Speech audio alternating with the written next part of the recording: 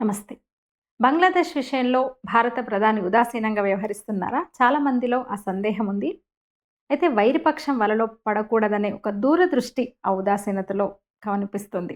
భారత్ అంటే ఇతర ప్రపంచ దేశాలతో పోలిస్తే చుట్టూ ఉన్న దేశాలతో జియో పొలిటికల్ స్ట్రాటజీ విషయంలో మన విదేశాంగ శాఖ ప్రపంచంలోనే అత్యుత్తమ విధానాన్ని అమలు చేస్తున్నదన్న విషయంలో అయితే సందేహం లేదు గదా! అయితే ఎలాగో తెలుసుకునే ముందు బైడెన్ యంత్రాంగం బంగ్లాదేశ్ ద్వారా భారత్‌లో ఎలాంటి విధ్వంసం సృష్టించాలనుకుందో తెలుసుకొనడం ఇప్పుడు ముఖ్యం.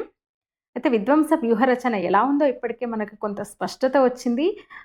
అంటే పూర్తిగా క్లియర్ పిక్చర్ ఏంటో తెలీదు. అయితే విధ్వంసమే ధ్యేయంగా పావులు కదుపుతున్నది నిజమని మాత్రం మనకర్థమైంది. గత నెల రోజులుగా బంగ్లాదేశ్‌లో భారత్‌కు వ్యతిరేకంగా జరుగుతున్న పరిణామాలు నిజంగా అందరినీ కలవరపెడుతున్నాయి. సీఏఏ నేరుగా పాకిస్తాన్‌తో చేతులు కలపకుండా జార్జ్ సోరెస్ ద్వారా ఫండింగ్ చేయిస్తుంది.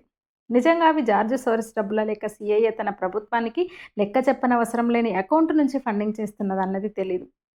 అయితే పాకిస్తాన్ ప్రభుత్వం దగ్గర డబ్బు లేదు కానీ ఐఎస్ఐ ద్వారా పాక్ సైన్యానికి కావాల్సినంత డబ్బు అందుతోంది. ఐఎస్ఐ బంగ్లాదేశ్‌లోని రాడికల్ గ్రూపులకి కావాల్సినంత ధైర్యాన్ని కూడా నూరిపోస్తుంది.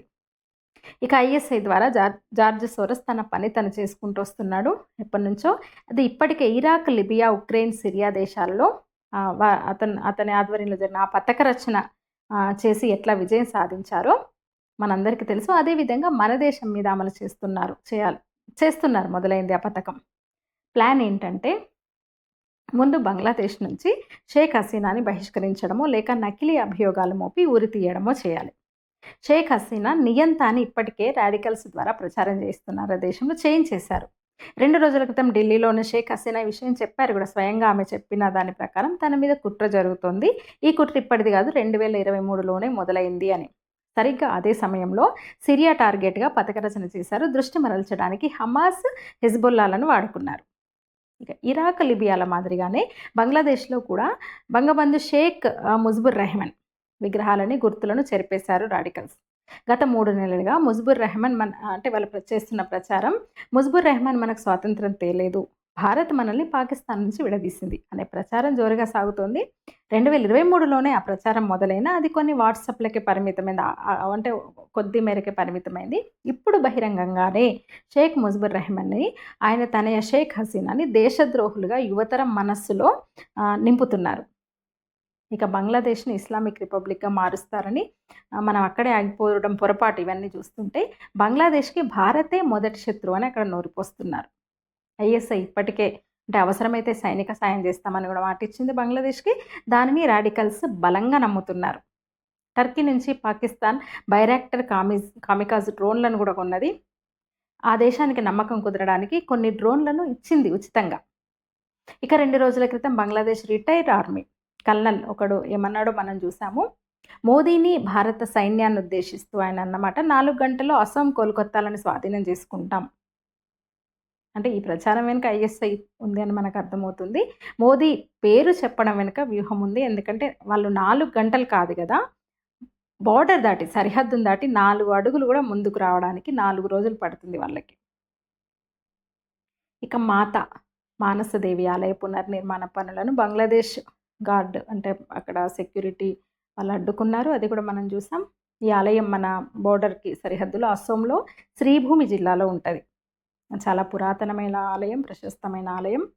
భారత్, బంగ్లాదేశ్ ఈ 2 రాష్ట్రాలను విడదీస్తూ ఖోషియారా అనే ఒక నది కూడా అదే ప్రాంతం గుండా ప్రవహిస్తది. నదికి ఇవతల ఒడ్డున ఉన్న గ్రామంలో నది ఒడ్డున ఈ మానస దేవాలయం ఉంటది. గుడికి అవతల వైపున అంటే నది అవతల వైపున నది ఉన్న ఒడ్డున బంగ్లాదేశ్ ఔట్ పోస్ట్ ఉంటది. జకీ ఔట్ పోస్ట్ పేరు. ఔట్ పోస్ట్‌లో ఉన్న బంగ్లాదేశ్ సైనికులు నది దాటి భారత్ లోపలికి వచ్చి గుడి పనులను ఆపాలని బెదిరించారు. అక్కడి నుంచి సరిహద్దు దాటి వచ్చి బెదిరించారు గుడి పనులు ఆపాలని. మా దేశంలో గుడిని మేము బాగు చేసుకుంటే మీకెందుకు అభ్యంతరం అని గ్రామస్తులు ఎదురుదిరిగారు. అయితే మా మత విశ్వాసాలకు అది విరుద్ధం మీ గుడి అని బంగ్లాదేశ్ సైనికులు వాదించారు. విషయం తెలిసి మన బీఎస్ఎఫ్ బోర్డర్ సెక్యూరిటీ ఫోర్స్ అక్కడికి చేరుకొని బంగ్లాదేశ్ సైనికులను వెనక్కి పంపించేసింది. 70 ఏళ్ల నాటి అంటే 70 ఏళ్ల క్రితము శిథిలమైన మానసాదేవి ఆలయం మరమ్మతుల కోసం అసోం సీఎం హిమంత బిశ్వ 3 లక్షలు కేటాయించారు. గ్రామస్తులు స్వయంగా పనులు చేసుకుంటున్నారు ఆ నిధులతో. బీఎస్ఎఫ్ జవాన్లు నిరంతరం అక్కడ ఇప్పుడు ప్రస్తుతం కాపలాగా ఉండి ఆ పనులు వాళ్ళ ఆధ్వర్యంలో పనులు కొనసాగుతున్నాయి. అసోంలోని శ్రీభూమి జిల్లా ఇందాక చెప్పినట్టు శ్రీభూమి జిల్లాలో 60 కిలోమీటర్ల పొడవున కూడా కుషియార్ నది ప్రవహిస్తుంది. అందులో 4 కిలోమీటర్ల వరకు బంగ్లాదేశ్‌తో కంచె లేదు. సరిహద్దు ఎలాంటి హద్దు లేదు. బంగ్లాదేశ్ ప్రస్తుతం అమల్లో ఉన్న నిబంధనలు మార్చివేసి పాకిస్తాన్ నుంచి వచ్చే ప్రయాణికులను నో అబ్జెక్షన్ సర్టిఫికేట్ లేకుండా వీసా ఇస్తుంది వాళ్ళకి. ఇక 2019లో అప్పటి ప్రధాని షేక్ హసీనా పాకిస్తాన్ పౌరులు బంగ్లాదేశ్‌కి రావాలంటే ముందు సెక్యూరిటీ సర్వీసెస్ డివిజన్ ఎస్ఎస్‌డి నుంచి ఎన్ఓసి ఇస్తేనే వీసాకు అనుమతిచ్చే విధంగా ఆమె నిబంధన తీసుకొచ్చింది. అయితే ఆ నిబంధనను షేక్ హసీనా తీసుకొచ్చిన నిబంధనను రద్దు చేసింది ప్రస్తుత ప్రభుత్వం. ఇక కరాచీ నుంచి ఢాకా పోర్టుకు ఏదన్నా మర్చెంట్ షిప్ రావాలంటే ముందస్తు తనిఖీలు చేసిన తర్వాతనే పోర్టులోకి అనుమతించేవారు.